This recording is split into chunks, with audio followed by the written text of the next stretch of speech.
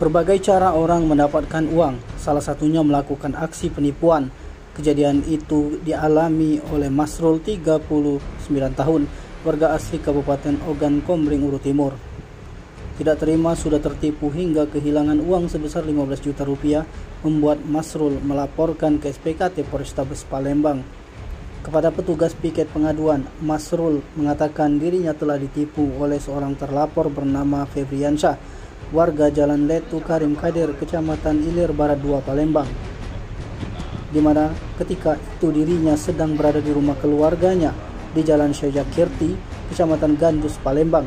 Kemudian dirinya ditelepon oleh terlapor yang menawarkan limbah karet dengan janji akan segera dikirimkan setelah 1 minggu.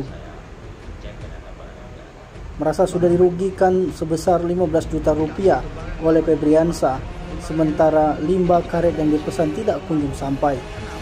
Menurut Masrul, ketika ditawarkan terlapor, terjadi kesepakatan harga dan saat itu pula dirinya langsung mentransfer uang ke rekening terlapor. Akan tetapi sampai tiba waktunya, kurang lebih seminggu kemudian, limbah karet yang dipesannya tidak datang-datang.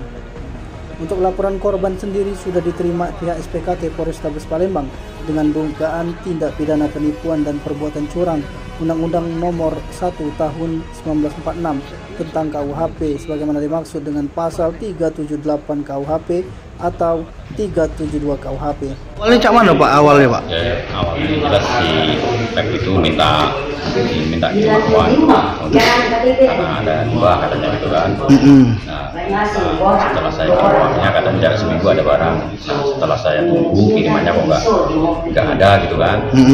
Terus tanggal 23-nya saya cek ternyata barang itu nggak ada. Bang apa itu Bang? Bank Mandiri.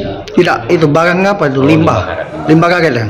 Itu kita dengan si terlapor ini kenal?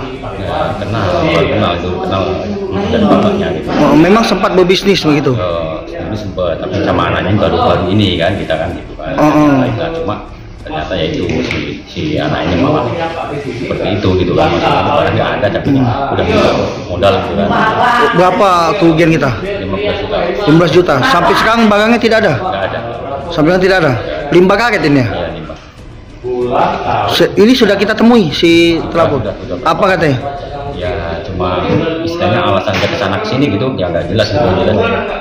Oh, gitu ya. Tim Liputan Sumsel Update TV melaporkan.